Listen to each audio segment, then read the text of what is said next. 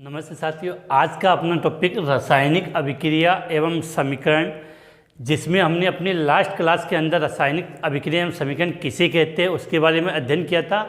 उसके बाद जो संयोजन अभिक्रिया के जितने भी एग्जाम्पल थे वो मैंने अपनी लास्ट क्लास में आपको कंप्लीट करवा दिया। आज की क्लास में हम वियोजन अभिक्रिया, विस्थापन अभिक्रिया, द्विविस्थापन अभिक्रिया और अवक्षेपण अभिक्रिया के बारे में बात करेंगे। तो आज का हम टॉपिक स्टार्ट करते हैं। सबसे पहले कौन सी अभिक्रिया लेंगे, वियोजन अभिक्रिया या डीकम्पोजिशन रिएक्शन के बारे में बात करेंगे। तो टॉपिक को स्टार्ट करते हैं। तो अब बात करते हैं, सबसे पहले हम वियोजन अभिक्रिया की बात करेंगे। विशेषकर मैंने पिछली क्लास में भी अपनी ये बात कही थी कि विशेषकर आपको इनके जो एग्जाम्पल है वो अच्छी तरीके से माइंड में फिट होने चाहिए। तो रिएक्शन नंबर 2,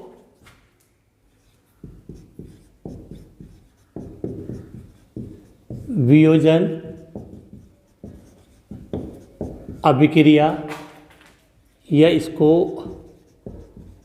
अपघटन अभिक्रिया या डीकम्पोजिशन रिएक्शन भी कहते हैं। तो परिभाषा तो सिंपल सी है कि वह अभिक्रिया जिसमें एक बड़ा अभिकारक दो या दो से अधिक छोटे उत्पादों में टूट जाता है, उसे हम कौन सी अभिक्रिया कहते हैं, वियोजन अभिक्रिया। तो जब कोई बड़ा यौगिक टूटकर, जब कोई बड़ा यौगिक या बड़ा पदार्थ लिख सकते हो, अभिकारक लिख सकते हो आप, जब कोई बड़ा यौगिक टूटकर दो या दो से अधिक सरल पदार्थों का निर्माण करे, उसे हम क्या कहते हैं, वियोजन अभिक्रिया कहते हैं। एग्जाम्पल कैसे समझने आपको, जैसे ये एग्जाम्पल सीधा पूछ लिया जाता है, काफ़ी बार कंपटीशन एग्जाम में आया है कि कैल्शियम कार्बोनेट का ऊष्मीय वियोजन। ये तो नाम से क्लियर है कि कैल्शियम कार्बोनेट का ऊष्मीय वियोजन। तो देखो कैल्शियम कार्बोनेट का फॉर्मूला क्या होता है, CaCO3। ऊष्मीय वियोजन का मतलब इसको हमने उष्मा दी, उष्मा देने का मतलब उसको हमने क्या किया, गर्म किया। तो ये किस में टूट गया, calcium oxide plus carbon dioxide में। बिल्कुल क्लियर होना चाहिए। इसके बाद दूसरा एग्जाम्पल हम लेते हैं कि फेरस सल्फेट का ऊष्मीय वियोजन। फेरस सल्फेट का ऊष्मीय, ये रिएक्शन आपको कंप्लीटली याद होनी चाहिए। बिल्कुल आपको समीकरण ऐसे भी दे सकता है कि कैल्शियम कार्बोनेट गर्म किया, कैल्शियम ऑक्साइड दे दिया, प्लस यहाँ पर वाई या एक्स देकर पूछ सकते हो कि यहाँ एक्स पदार्थ कौन सा है। अगला फेरस सल्फेट, फॉर्मूला क्या होता है, FeSO4। FeSO4 इसको हम क्या कर रहे हैं, गर्म करते हैं। अब यहाँ से क्लियर होना चाहिए कि जब फेरस सल्फेट का उसमें वियोजन होता है तो एक तो फेरिक ऑक्साइड बनता है प्लस SO2 और SO3 गैस बनती है। तो फेरस सल्फेट का जब आपने उसमें वियोजन किया तो Fe2O3 plus SO2 plus SO3 का निर्माण होता है। रिएक्शन को हम इक्वल करते हैं। अब देखो Fe2 Fe हो गए, ऑक्सीजन कितने हो गए 8, तो 3 3 6 2 8, ये रिएक्शन आपकी इक्वल। अब देखो यहाँ पे रखना है, जो SO2 और SO3 बनती है दोनों की दोनों कौन सी अवस्था में, यहाँ पे गैसीय अवस्था में होती है। तो फेरस सल्फेट का जब हम उसमें वियोजन करेंगे तो क्या बनेगा, बिल्कुल माइंड में क्लियर होना चाहिए। FeSO4 गर्म किया तो Fe2O3 फेरिक ऑक्साइड, नाम लिख दूँ यहाँ पे, क्या बना है, फेरिक ऑक्साइड। ये सल्फर डाइऑक्साइड और ये सल्फर ट्राइऑक्साइड का निर्माण होता है। इसके बाद यहाँ पर एक रिएक्शन मैं और बता रहा हूँ कि लेड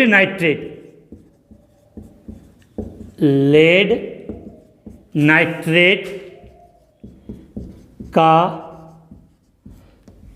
तापीय अपघटन। क्या लिखा है, लेड नाइट्रेट का तापीय अपघटन। अब देखो यहाँ पर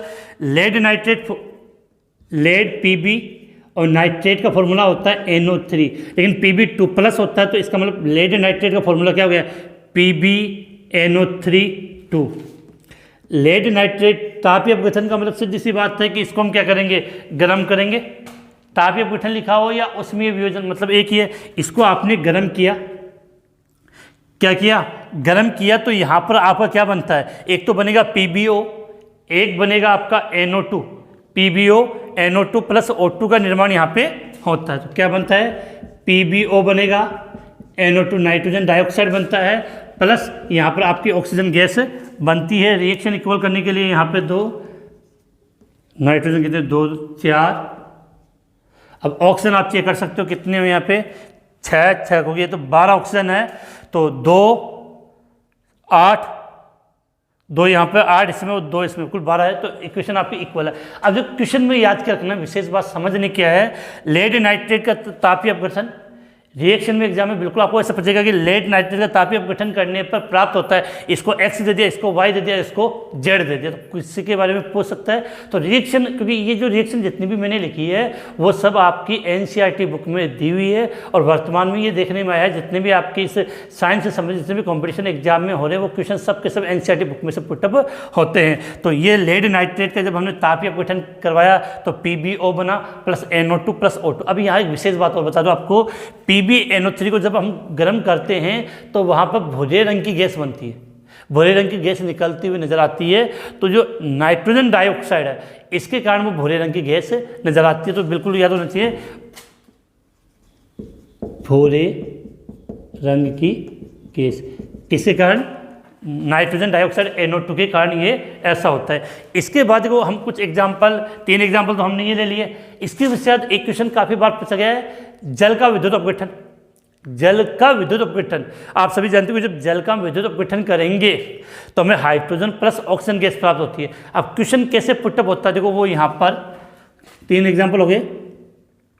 अगला, जल का विद्युत अपघटन, नाम से जल का विद्युत अपघटन, तो जल को मैंने लिखा H2O, क्या किया, विद्युत धारा प्रवाहित की। तो जल का जब विद्युत अपघटन करेंगे तो हमें H2 प्लस O2 प्राप्त होगी, हाइड्रोजन प्लस ऑक्सीजन गैस प्राप्त होगी। अब सबसे पहली बात है कि जब हम विद्युत अपघटन करेंगे तो यहाँ ऑक्सीजन 1 और यहाँ पर ऑक्सीजन 2 है, तो रिएक्शन अपनी क्या होनी चाहिए, इक्वल बैलेंस संतुलित होनी चाहिए। तो हमने क्या किया, यहाँ पर 2 लगाए, इसका मतलब ये 2। अब देखो ऑक्सीजन 2 हाइड्रोजन 4, क्लियर है। तो जल का विद्युत अपघटन करते हैं तो सबसे पहली बात है, जल का विद्युत अपघटन कौन सी, वियोजनीय अपघटन अभिक्रिया, पहला पॉइंट। दूसरा, जल का विद्युत अपघटन करने पर हाइड्रोजन और ऑक्सीजन गैस प्राप्त होती है। और अब सबसे इंपॉर्टेंट बात है कि जब जल का विद्युत अपघटन करेंगे तो एनोड पर कौन सी गैस प्राप्त होती है और कैथोड पर कौन सी गैस प्राप्त होती है। अगर आप 3rd grade teacher level 2 science math की तैयारी में 4 चांद लगाना चाहते हो तो MK बूस्टर लाए आपके लिए शानदार मौका, जिसमें आपको 3rd grade teacher science math test series दी जाएगी, जिसमें आपको तमाम क्वालिटी और फीचर मिलेंगे। यहाँ पर आप टेस्ट NCERT और RBSC बुक के आधार पर होंगे। आपके टॉपिक वाइज टेस्ट होंगे। यहाँ आपके टोटल 25 टेस्ट होंगे, जिसमें से 20 टेस्ट टॉपिक वाइज होंगे और इन टेस्टों में आपके 30 क्वेश्चन साइंस और मैथ के आएंगे और ये 3 टेस्ट 1/3 सिलेबस के अनुसार होंगे और 2 टेस्ट फुल सिलेबस के अनुसार होंगे। यहाँ पर आपको एक डेमो टेस्ट भी मिलेगा। आपकी परीक्षा के पैटर्न के आधार पर यहाँ पर टेस्ट तैयार किए गए हैं। टेस्ट सीरीज ज्वाइन करने के लिए MK बूस्टर ऐप डाउनलोड करें। यहाँ पर आपको नाम मात्र फीस में यहाँ पर टेस्ट सीरीज शुरू कर सकते हैं। तो ये बात क्लियर होनी चाहिए आपकी कि यहाँ मैं लिख देता हूँ, बिल्कुल माइंड में याद कर लेना कि कैथोड पर आपकी हाइड्रोजन गैस प्राप्त होती है और एनोड पर आपकी ऑक्सीजन गैस प्राप्त होती है। जब जल का विद्युत अपघटन करेंगे तो कैथोड पर कौन सी गैस, हाइड्रोजन गैस प्राप्त होगी और एनोड पर ऑक्सीजन गैस प्राप्त होती है। यहाँ पर एक क्वेश्चन और पूछ लिया जाता है कि जब जल का विद्युत अपघटन किया जाता है तो हाइड्रोजन और ऑक्सीजन गैसों का मोलर अनुपात कितना प्राप्त होता है, किस अनुपात में हमें हाइड्रोजन और ऑक्सीजन गैस प्राप्त होती है। तो जो समीकरण से साफ समझो कि O2 इसके आगे कुछ भी नहीं है, तो इसका मतलब ये 1 प्राप्त हो रहा है, H2 का आगे 2, तो जब जल का विद्युत अपघटन किया जाता है, जब जल का विद्युत अपघटन किया जाता है तो हाइड्रोजन और ऑक्सीजन की गैसों का जो अनुपात है वो 2:1 प्राप्त होता है। लेकिन कभी कभार क्वेश्चन घुमा के क्या पूछेगा कि जल का विद्युत अपघटन करने पर ऑक्सीजन और हाइड्रोजन का अनुपात क्या होगा, देख लेना। नॉर्मली हाइड्रोजन और ऑक्सीजन का अनुपात 2:1 क्लियर होना चाहिए कि जल का विद्युत अपघटन करेंगे तो कैथोड पर हाइड्रोजन गैस, एनोड पर कैथोड पे हाइड्रोजन, एनोड पर ऑक्सीजन गैस प्राप्त होती है, जिनका अनुपात 2:1 होगा। रिएक्शन बिल्कुल समझ में आ गई होगी। इसके बाद देखो एक सिल्वर क्लोराइड और सिल्वर ब्रोमाइड की भी जो रिएक्शन होती है, प्रकाश रिएक्शन या प्रकाशीय अपघटन वाली रिएक्शन, काफ़ी इंपॉर्टेंट होती है। क्वेश्चन काफ़ी अच्छे आते हैं जब हम बात करें यहाँ पे, तो उम्मीद है ये चीज़ें एग्जाम्पल आपको समझ में आ गया होगा। अब देखो आगे सिल्वर ब्रोमाइड का क्वेश्चन ऐसा जाए कि सिल्वर ब्रोमाइड का तापीय अपघटन, क्या लिखा है, सिल्वर ब्रोमाइड का तापीय अपघटन। तो सिल्वर ब्रोमाइड का फॉर्मूला क्या होता है, AgBr कितने, अब देखो AgBr का पहले बात तापीय अपघटन की बात नहीं करते, यहाँ पे कौन से अपघटन की बात चल रही है, प्रकाशीय अपघटन, सूर्य के प्रकाश की उपस्थिति में। तो AgBr यहाँ मैंने लिखा है सूर्य का प्रकाश। अब बात यहाँ से आप समझने की कोशिश करना जो चीज़ें मैं बता रहा हूँ। सूर्य के प्रकाश में AgBr किस में कन्वर्ट हो जाएगा, Ag+Br2 बना देगा, Ag+Br2 बनाएगा। अब रिएक्शन इक्वल करने के लिए यहाँ पर 2 लिया तो ये 2 गया, तो AgBr से क्या बन जाएगा, Ag+Br2 बन जाएगा। अब सबसे इंपॉर्टेंट क्या है, रिएक्शन नॉर्मल है, इतना तो आप समझ जाओगे कि सिल्वर ब्रोमाइड का प्रकाशीय अपघटन का मतलब वियोजनीय अपघटन अभिक्रिया। इस अभिक्रिया का प्रयोग श्याम श्वेत फोटोग्राफी में किया जाता है, ब्लैक एंड वाइट फोटोग्राफी में इसका प्रयोग किया जाता है। ये क्वेश्चन काफ़ी बार एग्जाम में पूछा गया है कि रिएक्शन दे देगा या श्वेत श्याम फोटोग्राफी में कौन सी अभिक्रिया का प्रयोग किया जाता है। तो ये लाइन में यहाँ पे लिख देता हूँ, काफ़ी इंपॉर्टेंट है कि इस अभिक्रिया का प्रयोग, इस अभिक्रिया का प्रयोग श्याम श्वेत फोटोग्राफी में किया जाता है। सिल्वर ब्रोमाइड का प्रकाशीय अपघटन, तो इस अभिक्रिया का प्रयोग श्याम श्वेत फोटोग्राफी में, ब्लैक एंड व्हाइट फोटोग्राफी में किया जाता है। एक और एग्जांपल और बता रहा हूँ, AgBr, ये तो हो गया AgBr। अब हम बात करें AgCl, सिल्वर क्लोराइड। देखो क्या होता है कि सिल्वर जो क्लोराइड होता है वो श्वेत रंग का होता है। सिल्वर क्लोराइड, देखो यह समझाओ कि जो AgCl है वो कैसा रंग का होता है, श्वेत रंग का होता है। जैसे ही उसका प्रकाशीय अपघटन होगा तो ये Ag+Cl2 बनाएगा। तो Ag के कारण, सिल्वर बनने के कारण उसका रंग दूसर स्लेटी रंग का हो जाता है। एनसीईआरटी में बिल्कुल लाइन टू लाइन लिखिए, क्वेश्चन अच्छा बनता है कि सिल्वर क्लोराइड के सफ़ेद रंग हो, या सिल्वर क्लोराइड जो सफ़ेद रंग का होता है, जब उसका प्रकाशीय अपघटन होता है तो उसका रंग कैसा हो जाता है, ये किस कारण से उसका रंग परिवर्तित होता है। तो सिल्वर बनने के कारण उसका रंग दूसर, जिसको स्लेटी बोलते हैं, स्लेटी हो जाता है। तो यहाँ मैं एग्जाम्पल लिख देता हूँ कि सूर्य के प्रकाश में रिएक्शन कैसे बनती है कि सूर्य के प्रकाश में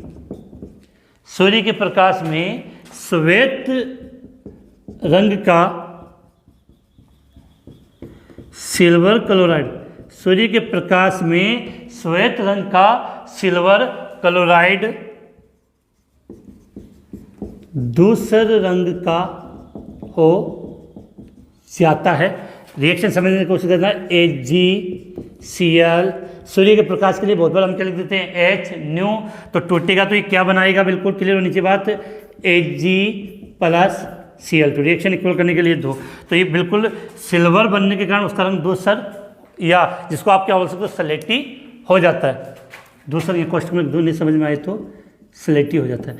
तो ये हमने किसके एग्जाम्पल लिए थे, वियोजन अभिक्रिया या अपघटन अभिक्रिया। रिएक्शन नॉर्मल है, क्वेश्चन किस प्रकार से पुट होता है वो मैंने बता दिया। इसके बाद इससे भी अच्छे क्वेश्चन बनते हैं अपने विस्थापन अभिक्रिया, डिस्प्लेसमेंट रिएक्शन की बात हम करते हैं, काफ़ी अच्छे क्वेश्चन बनते हैं। एक बार इसका फटाफट हम रिवीजन ले लेते हैं। पहले आप एक बार इसका स्क्रीनशॉट ले लें पूरा।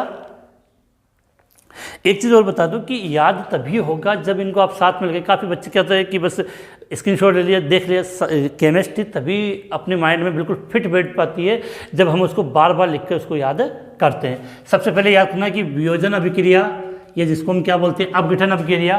पहली बात, कैल्शियम कार्बोनेट का ऊष्मीय वियोजन, इसी का एग्जाम्पल है फेरस सल्फेट का ऊष्मीय वियोजन, फेरस सल्फेट का ऊष्मीय वियोजन। अब आपको एक चीज़ और बता दूं, मैं यहाँ पे बात आ गई है कि FeSO4.7H2, जैसे आप सभी ने ये नाम सुना होगा कि CuSO4.5H2 कॉपर सल्फेट है, और जब इसमें 5 जल के अणु जुड़े होते हैं तो ये नीला थोथा कहलाता है, नीला थोथा। इसका रंग कैसा होता है?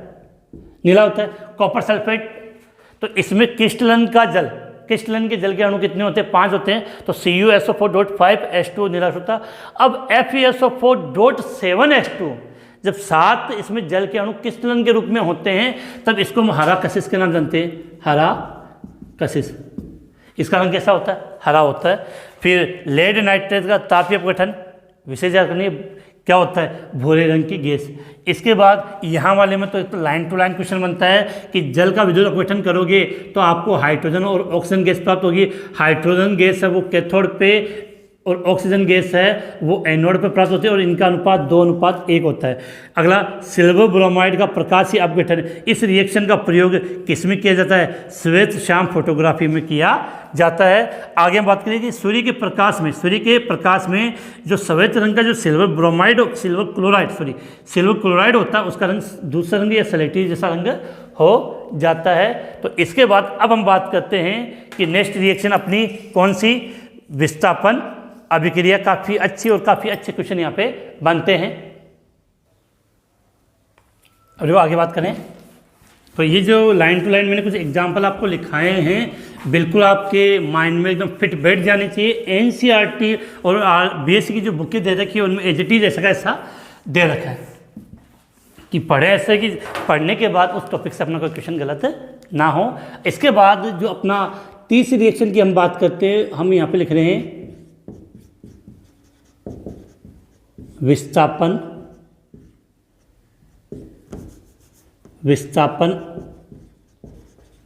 अभिक्रिया या डिस्प्लेसमेंट रिएक्शन। वह रासायनिक अभिक्रिया जिसमें एक तत्व दूसरे तत्व को उसके यौगिक में से विस्थापित कर देता है उसे विस्थापन अभिक्रिया कहते हैं। जैसे एग्जाम्पल, जैसे A B है C, तो C क्या करता है? इस B को हटा देगा तो क्या बन जाएगा? AC+B। तो एक तत्व दूसरे तत्व को उसके यौगिक में से विस्थापित कर देता है तो वह अभिक्रिया कौन सी कहलाती है? विस्थापन अभिक्रिया कहलाती है। तो पहले इसकी परिभाषा लिख लेते हैं कि वह अभिक्रिया जिसमें एक तत्व दूसरे तत्व को वह अभिक्रिया जिसमें एक तत्व दूसरे तत्व को उसके यौगिक में से विस्थापित कर देती है उसे विस्थापन अभिक्रिया कहते हैं। तो यहाँ पर एग्जाम्पल समझने की बात करते हैं तो आपने एक एग्जाम्पल ये, जैसे आपने क्या किया कि एक पात्र लिया, समझना यहाँ पे, आपने एक पात्र लिया और उसमें कॉपर सल्फेट का जलीय विलयन डाल दिया। कॉपर सल्फेट, अभी कॉपर सल्फेट अभी मैंने आपको थोड़ी देर पहले बताया था, कॉपर सल्फेट का जलीय विलयन कैसे रंग का होता है? नीले रंग का होता है। अब जैसे आपने कॉपर सल्फेट यहाँ लिख भी दो, कन्फ्यूजन हो तो CuSO4 नीले रंग का होता है। अब आपने क्या किया? इस कॉपर सल्फेट के जलीय विलयन के अंदर एक कील है, लोहे की कील, वो आपने इसके अंदर डुबो दी, एक लोहे की कील डाल दी। तो क्या हुआ? कुछ समय पश्चात जो विलयन है, जो लोहे की कील है, लोहे की जो कील थी उसका रंग तो कैसा हो जाता है? भूरा होने लगता है। और विलयन का जो रंग है वो नीले से उसका रंग मलिन हो जाता है, क्या हो जाता है, मलिन हो जाता है। और इसी पे क्वेश्चन आता है कि जब कॉपर सल्फेट के जलीय विलयन में लोहे की कील डाली जाती है तो विलयन में क्या परिवर्तन होता है, लैंग्वेज के रूप में क्वेश्चन पुटअप कर लिया था। वो किसका एग्जाम्पल है, विस्थापन अभिक्रिया का एग्जाम्पल है, वो मैं लिख देता हूँ यहाँ पे, बिल्कुल क्लियर होना चाहिए। जब लोहे की दो यहाँ पे, जब लोहे की कील को जलीय कॉपर सल्फेट, जब लोहे की कील को जलीय कॉपर सल्फेट के विलयन में डुबोया जाता है, जब लोहे की कील को जलीय कॉपर सल्फेट के विलयन में डुबोया जाता है तो कील का रंग भूरा तथा कील का रंग तो क्या हो जाएगा, भूरा, और जो कॉपर सल्फेट का जो जलीय विलयन है, कॉपर सल्फेट का जो जलीय विलयन है वो कैसे रंग का, मलिन हो जाता है। तथा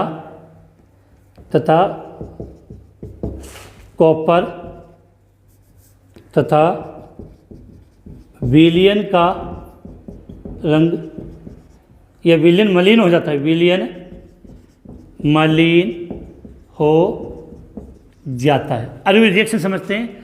लोहे की कील का मतलब क्या था, Fe, और आपने क्या लिया था, कॉपर सल्फेट। तो कॉपर सल्फेट का जलीय विलयन है, तो कॉपर सल्फेट का जलीय विलयन कैसे रंग का होता है, नीले रंग का होता है। अब क्या होगा कि इस आयरन की जो क्रियाशीलता है वो इस कॉपर से अधिक है, इस कारण से ये आयरन क्या करेगा, इस कॉपर को उसके विलयन से विस्थापित कर देगा। चल भाई तू हट, मुझे आने दे यहाँ पे, तो इसको यहाँ से हटाएगा तो क्या बन जाएगा, FeSO4 फेरस सल्फेट बन जाएगा, और यहाँ पर आपका ये जो कॉपर है वो विस्थापित हो जाता है। तो बिल्कुल क्लियर बात होनी चाहिए कि क्वेश्चन लैंग्वेज के रूप में कैसा पूछा जाए वो बिल्कुल आपको याद होना चाहिए। और यहाँ से मैं आपको बता दूँ कि जिंक, आयरन और लेड NCERT बुक में दे रखा है, बिल्कुल याद कर लेना कि जिंक, Zn, आयरन तथा लेड, जिंक, आयरन तथा लेड की क्रियाशीलता, जिंक, आयरन तथा लेड की क्रियाशीलता संयुग्म कॉपर से अधिक होने के कारण, जिंक, आयरन तथा लेड की क्रियाशीलता कॉपर से अधिक होने के कारण ये कॉपर को उसके विलयन से विस्थापित कर देते हैं। अब कौन किसको विस्थापित कर देते हैं, इसके लिए हमें सक्रियता श्रेणी याद होनी चाहिए, वो मैं अभी जस्ट आपको बताऊंगा, ये बात तो ये क्लियर होनी चाहिए। इसके बाद एक क्वेश्चन आता है कि जिंक के पात्र में कभी भी कॉपर सल्फेट नहीं रखते, क्योंकि कॉपर सल्फेट, जिंक के पात्र में कभी भी कॉपर सल्फेट को नहीं रखा जाता, क्योंकि अगर जिंक के पात्र में कॉपर सल्फेट रखेंगे तो जिंक के जो परमाणु कण होंगे वो कॉपर सल्फेट में से कॉपर को विस्थापित कर देते हैं, जिससे जिंक के पात्र में बारीक बारीक छेद हो जाते हैं। तो बिल्कुल क्लियर होना चाहिए कि इसी कारण से याद होना चाहिए कि इसी कारण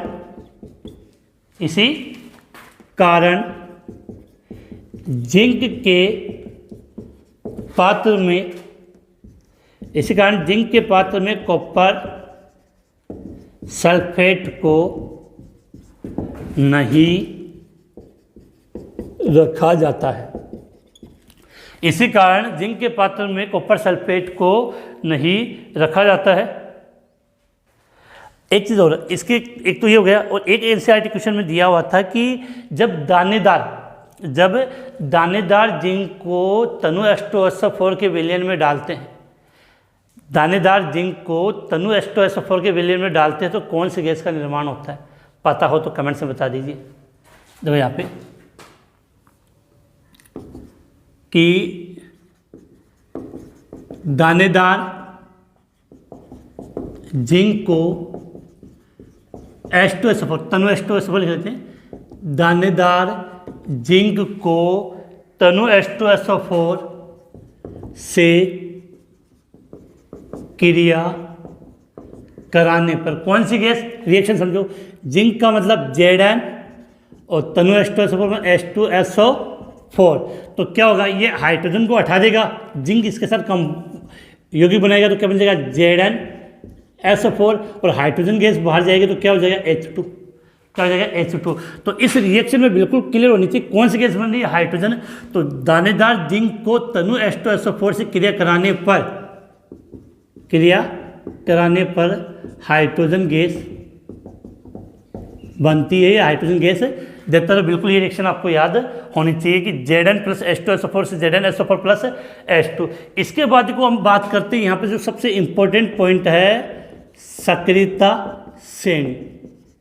बिल्कुल रिएक्टिविटी सीरीज बिल्कुल आपको याद होनी चाहिए, एनसीईआरटी बुक के अकॉर्डिंग मैं आपको बता दूँ, इसी क्रम में आपको यहाँ पे याद करना चाहिए। सबसे ऊपर आता है आपका पोटेशियम, फिर sodium, calcium, magnesium, aluminium, zinc, iron, lead, hydrogen, फिर आपका कॉपर, मरकरी,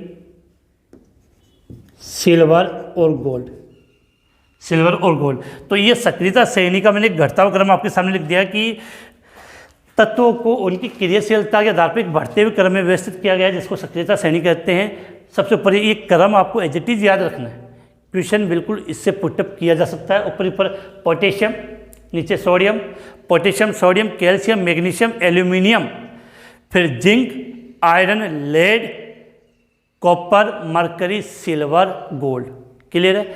ऊपर वाली धातु अधिक क्रियाशील होती है, नीचे वाली धातु कम क्रियाशील और सबसे तो ऊपर वाली धातु नीचे वाली धातु को उसके विलयन से विस्थापित कर सकती है। बहुत बार क्वेश्चन आता है कि जैसे एग्जांपल समझाऊं, हम बात करें कि जैसे Zn प्लस CuSO4 या Cu प्लस ZnSO4, इनमें से कौन सी रिएक्शन हो सकती है और कौन सी नहीं। विस्थापन की बात करें तो जो जिंक ऊपर है तो जिंक क्या करेगा, जिंक कॉपर सल्फेट में से कॉपर को अलग कर देगा, लेकिन कॉपर नीचे तो वो जिंक को उसके विलयन से अलग नहीं कर सकता। तो यहाँ पर आपके माइंड में ये बात बिल्कुल क्लियर होनी चाहिए कि ये जो हमने लिखा ऊपर वो सबसे अधिक क्रियाशील, और ये आप यहाँ पर हम क्या कर रहे हैं, क्रियाशीलता का घटता क्रम, क्रियाशीलता का घटता क्रम, और ये सबसे कम क्रियाशील हो जाएगी तो यहाँ पे लिख दो सबसे कम क्रियाशीलता, सबसे कम क्रियाशीलता। और ये लाइन आपके माइंड में क्लियर, ऊपर वाली सक्रियता श्रेणी में ऊपर स्थित धातु नीचे स्थित धातु को उसके विलयन से विस्थापित कर सकती है। तो यहाँ पे लिख देते हैं कि महत्वपूर्ण पॉइंट है कि सक्रियता श्रेणी में ऊपर स्थित धातु, सक्रियता श्रेणी में ऊपर स्थित धातु नीचे स्थित धातु को उसके विलयन में से विस्थापित कर देती है। इतनी बात आपको समझ में आ गई होगी। तो विस्थापन अभिक्रिया से रिलेटेड जो क्वेश्चन थे वो मैंने आपको यहाँ समझा दिए हैं, और सबसे विशेषकर इस सक्रियता श्रेणी पे जो क्वेश्चन आते हैं अगर आप इसको याद कर लोगे तो बाकी आपकी सब प्रॉब्लम आपकी यहाँ पे सॉल्व हो जाएगी। फटाफट हम एक बार देख लेते हैं। सबसे पहले हमने स्टार्ट किया है विस्थापन अभिक्रिया, डिस्प्लेसमेंट रिएक्शन। विशेष बात जानते हो, ये बात क्लियर होनी चाहिए, लोहे की कील को जलीय कॉपर सल्फेट, जलीय कॉपर सल्फेट का मतलब उसका रंग क्या होगा, नीले रंग का विलयन होगा। कील डाल देंगे तो कील का रंग तो कैसा हो जाएगा, भूरा रंग का, और विलयन मलिन गंदा सा हो जाता है। और ये विशेष बात याद करनी है कि जिंक, आयरन और lead, zinc, iron, lead copper से क्या होते हैं, अधिक क्रियाशील, इस कारण से उसके विलयन में से उसको विस्थापित कर देते हैं। इसी कारण से जिंक के पात्र में कॉपर सल्फेट का विलयन नहीं रखा जाता। जिंक के पात्र में हम कभी भी कॉपर सल्फेट का विलयन नहीं रखते हैं। और ये विशेष इंपॉर्टेंट क्वेश्चन है, इसको याद कर लेना। कभी कभार आ जाता है एग्जाम में कि दानेदार जिंक की क्रिया जब तनु H2SO4 के साथ करवाते हैं तो कौन सी गैस बाहर निकलती है, तो क्लियर होना चाहिए, हाइड्रोजन गैस बाहर निकलती है। और ये हमने क्या लिखी है, सक्रियता श्रेणी, ये बिंदु आपके माइंड में क्लियर होनी चाहिए। अब क्या होता है कि आप पुस्तकता से नहीं पढ़ोगे, एक बार माइंड में याद करोगे, बिल्कुल माइंड में एकदम फिट होनी चाहिए। सबसे ऊपर पोटेशियम, तरीके बहुत, किसी भी तरीके से आप याद कर सकते हो। मैं तो डायरेक्ट बोलोगे, डायरेक्ट ऐसे जैसे याद करोगे तो ज़्यादा कंफर्टेबल लगेगा। सबसे ऊपर पोटेशियम, फिर सोडियम, कैल्शियम, मैग्नीशियम, फिर aluminium, zinc, iron, lead, hydrogen, फिर आपका कॉपर, मरकरी, चांदी और गोल्ड। इसके बाद हम बात करते हैं द्विविस्थापन अभिक्रिया। द्विविस्थापन का मतलब डबल, कि यह अभिक्रिया आयनिक मूलकों के मध्य होती है, आयनों के मध्य होती है, जिससे एक यौगिक का आयन दूसरे यौगिक के आयन में आपस में क्या हो जाता है, विस्थापित हो जाते हैं। आप इसका स्क्रीनशॉट लें, फिर उससे रिलेटेड कुछ क्वेश्चन, ये जो पॉइंट है उसकी हम बात करते हैं। द्विविस्थापन अभिक्रिया नेक्स्ट टॉपिक अपना, तो स्क्रीनशॉट हो गया, मिटा देते हैं इसको। इसके बाद आपकी आती है द्विविस्थापन अभिक्रिया।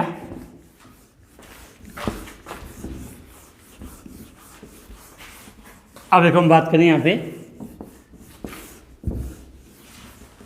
कि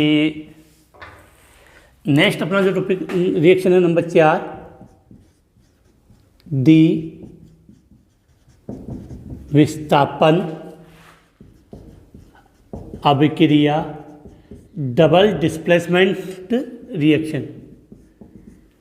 होता क्या है कि इस अभिक्रिया में अभिकारकों के परमाणु या परमाणुओं के समूह आपस में विस्थापित हो जाते हैं, जिससे नए यौगिक का निर्माण होता है।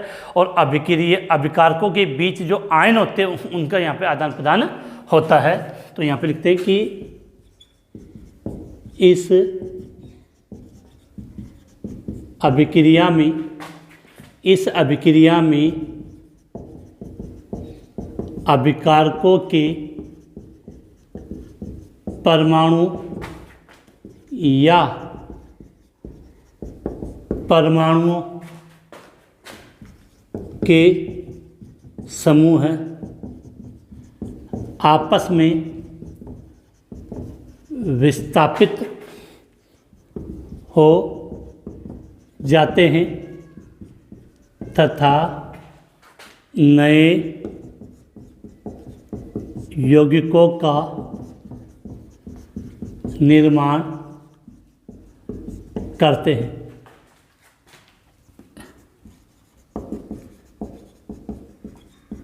अभिकारकों के बीच आयनों का आदान प्रदान होता है।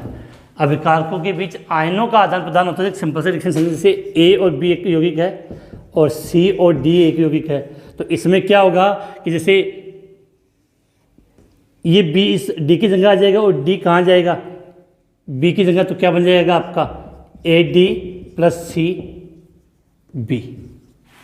जैसे एग्जाम्पल है कि सोडियम सल्फेट तथा बेरियम क्लोराइड के विलयनों के मध्य अभिक्रिया। अब ये रिएक्शन आपको कंप्लीट करनी आनी चाहिए कि सोडियम सल्फेट की अभिक्रिया हम किससे करवाएंगे, बेरियम क्लोराइड के साथ। तो सोडियम सल्फेट का फॉर्मूला क्या होता है, Na2SO4। सोडियम सल्फेट विलयन है, जलीय विलयन एक क्यों लिख दिया यहाँ पे, और बेरियम सल्फेट होता है BaCl2। ये भी क्या इसका जलीय विलयन है। दोनों के मध्य क्या होगी, अभिक्रिया। तो क्या बनेगा, अभी को यहाँ से जो बनता है वो अपने को पता, थोड़ा सा इसको इधर लिख लेते हैं कि रिएक्शन कंप्लीट अपने आ जाए। देखो यहाँ पे सोडियम सल्फेट, तो यहाँ लिखा मैंने Na2SO4। ये इनका जलीय विलयन है, तो जलीय विलयन को रिप्रेजेंट करने के लिए एक्व मैंने लिख दिया। दूसरा बेरियम क्लोराइड BaCl2AQ, दोनों में रिएक्शन होगी। तो अब अलग क्या होगा कि यहाँ पर जो मूलक होते हैं, क्या होते हैं मूलक, उनका आदान प्रदान होता है। तो ये क्या होगा कि जो आपका Cl के स्थान पे तो क्या चला जाएगा, सल्फेट, और सल्फेट के स्थान पे क्या आ जाएगा आपका Cl आ जाएगा। तो जो आपका यौगिक है वो क्या बन जाएगा, SO4 और NaCl बन जाएगा। तो क्या बन गया यहाँ पे BaSO4 प्लस NaCl। तो NaCl का तो यहाँ जलीय विलयन बनता है, लेकिन जो बेरियम सल्फेट बनता है वो अविलेय पदार्थ होता है और जो विलयन में पेंदे के रूप में नीचे अवक्षेप के रूप में बैठ जाता है, जिसको रिप्रेजेंट करने का तरीका होता है एक तीर का निशान, और इसको मैंने यहाँ पे लगा दिया। अरे यहाँ से ये चीज़ें आपको समझनी, कुछ चीज़ें मैंने आपको नहीं बताया तो बता दूँ कि अगर किसी रिएक्शन में किसी उत्पाद के पास में ये ऐसा तीर का निशान लगा हो, उत्पाद के पास में क्या लगा हो, तीर का निशान, अर्थात उसका अवक्षेप बनेगा और वो कहाँ बैठेगा, पेंदे में नीचे बैठ जाता है। लेकिन अगर उसके पास में ये तीर का निशान लगा हो तो सीधी बात है रॉकेट कहाँ जाएगी, ऊपर जाएगी, अर्थात वो गैस है जो अभिक्रिया के दौरान अभिक्रिया होगी और वो गैस बनेगी और वो कहाँ चली जाएगी, वायुमंडल में ऊपर चली जाएगी। तो तीर के जो निशान है बिल्कुल क्लियर आपके माइंड में होनी चाहिए। अगर ये लिखा है इसका मतलब नीचे बैठेगा तो अवक्षेप के रूप में अविलेय पदार्थ होगा, और ये निशान लगा है इसका मतलब ऊपर। ठीक है, तो यहाँ बेरियम सल्फेट का अविलेय पदार्थ का निर्माण होता है। एक और एग्जांपल हम समझते हैं, जैसे लिख देता हूँ कि सिल्वर नाइट्रेट AgNO3, क्या लिखा मैंने, सिल्वर नाइट्रेट AgNO3, और इसकी क्रिया मैंने किससे करवा दी, KCl से। तो वो सीधी सी बात है, होगा क्या, NO3 यहाँ जाएगा और Cl यहाँ चला जाएगा। देखो ये वाली रिएक्शन इक्वल होनी चाहिए, यहाँ Na2 और Cl2, तो इसके आगे कितना आ जाएगा, 2NaCl। तो यहाँ क्या बन जाएगा आपका AgCl प्लस KNO3। तो ये तो जलीय विलयन होगा, लेकिन AgCl है वो अवक्षेप के रूप में नीचे बैठेगा, और ये श्वेत रंग का अवक्षेप होता है। किस रंग का, श्वेत रंग का अवक्षेप होता है, और यहाँ पे जो क्रिया होती है इनके विलयनों के मध्य, जलीय विलयनों के मध्य होती है। तो ये रिएक्शन, अब यहाँ पर मैं एक विशेष बता दूँ कि द्विविस्थापन अभिक्रिया में जो मूलक होते हैं, मूलक धनायन और ऋणायन जो मूलक होते हैं उनमें आपस में आदान प्रदान, मूलकों के मध्य जब आदान प्रदान होता है तो कौन सी अभिक्रिया होती है, विस्थापन अभिक्रिया, द्विविस्थापन अभिक्रिया होती है। लेकिन जब द्विविस्थापन अभिक्रिया होती है तो वहाँ एक विशेष बात होगी, द्विविस्थापन अभिक्रिया में एक अविलेय पदार्थ बनता है, जैसे यहाँ पर बेरियम सल्फेट या AgCl, एक अविलेय पदार्थ बनता है जो जल में अविलेय होता है, जो अवक्षेप के रूप में नीचे बैठ जाता है। और जब किसी अभिक्रिया में कोई पदार्थ अवक्षेप के रूप में बैठ जाता है तो उस अभिक्रिया को हम अवक्षेपण अभिक्रिया भी कहते हैं। इसका मतलब जो द्विविस्थापन अभिक्रिया वो किसका एग्जाम्पल हो गई है, अवक्षेपण अभिक्रिया, ये इसके एग्जाम्पल हो गए। तो इसको हम यहाँ पे लैंग्वेज के रूप में लिखना चाहें तो ये दो लाइनें यहाँ पे हम लिख सकते हैं कि द्विविस्थापन अभिक्रिया में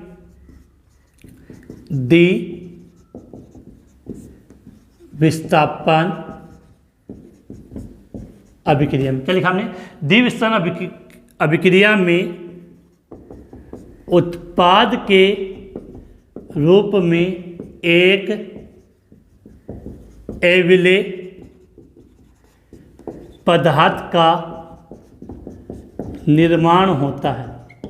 द्विविस्थापन अभिक्रिया में उत्पाद के रूप में एक अविलेय पदार्थ का निर्माण होता है जो जल में अविलेय होता है, अतः इस अभिक्रिया को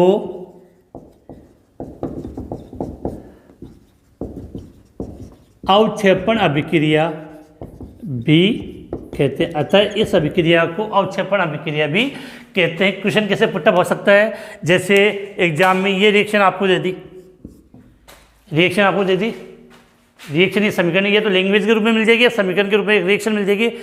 इस अभिक्रिया में कौन सी अभिक्रिया हो रही है, पहला ऑप्शन मिलेगा आपको द्विविस्थापन, दूसरा विस्थापन, तीसरा संयोजन, चौथा वियोजन लिख दिया, और यह फिर एक लास्ट में लिखा होगा अवक्षेपण। इसका मतलब ये अभिक्रिया है वो द्विविस्थापन तो है, साथ में कौन सी है, अवक्षेपण अभिक्रिया है। तो उम्मीद है कि आज ही क्लास पहले इसका स्क्रीनशॉट लें, फिर हम आगे बात करें कि ये बिल्कुल माइंड में क्लियर हो जाना चाहिए कौन सी अभिक्रिया, अवक्षेपण अभिक्रिया। स्क्रीनशॉट हो गया आपका। अब देखो कि आज की क्लास में, इससे पहले वाले वीडियो के अंदर हमने संयोजन अभिक्रिया और अभिक्रिया क्या होती है उसके बारे में डिटेल से पढ़ा था। तो आज की अभिक्रिया में वियोजन अभिक्रिया, विस्थापन अभिक्रिया, द्विविस्थापन अभिक्रिया और अवक्षेपण अभिक्रिया के बारे में हमने बात कर ली। इसके बाद जो नेक्स्ट रिएक्शन अपनी शेष बचती है, तो उसमें सबसे अच्छी रिएक्शन तो आती है उदासीनीकरण अभिक्रिया, वो तो अम्ल और क्षार की होती है। ऊष्माक्षेपी और शोषी, यहाँ पर बच्चों में कन्फ्यूजन ये होता है कि सर कौन सी अभिक्रिया ऊष्माक्षेपी और कौन सी अभिक्रिया ऊष्माशोषी। ये तो सबको पता है कि ऊष्माक्षेपी का मतलब ऊष्मा मुक्त होती है, ऊष्माक्षेपी में तो ऊष्मा मुक्त होगी और ऊष्माशोषी में ऊष्मा ग्रहण की जाती है। लेकिन हमें कोई अभिक्रिया दी हुई है तो हम उसका पहचान कैसे करें। इसके अलावा उत्क्रमणीय, अनुत्क्रमणीय अभिक्रिया, मंद और तीव्र अभिक्रिया, तो नॉर्मल ये जो अभिक्रिया है इन सब की बातें हम अपनी नेक्स्ट क्लास में करेंगे। तो आज की क्लास यहीं समाप्त करते हैं, कल मिलेंगे नई क्लास के साथ।